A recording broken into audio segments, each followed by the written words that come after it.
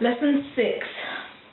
We're going to learn the past tense, so simple past like I ate, and the past tense progressive, I was eating.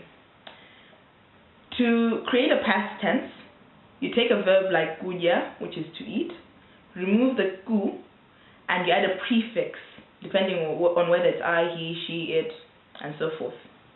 I ate is ndinadya. Ndinadya.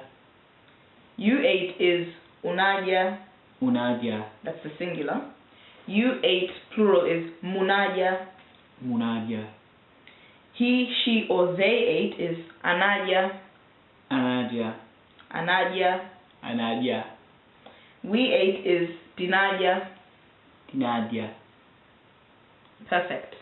So whereas before you had ndidya, now you've got an na. There's an na between all of those pronouns, personal pronouns.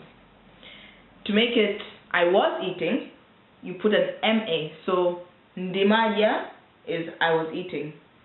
ndiMadya. You were eating is umadya. Umadya. Mumadya is you were eating, plural. Mumadya. Mumadya. Mumadya. He or she was eating is amadya. Amadya. They were eating is also amadya. Amadya. We were eating is ndimadya. Timadya. I've got a little trick for differentiating between ndiMa and ndiNa. So ndimadya is I was eating, and you can take the M, flip it around, and it's a W for was.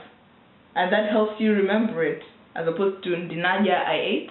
ndimadya, I was eating. Just flip the M around. I hope that helps you the same way it will help Harry. Thank you. Zigomo.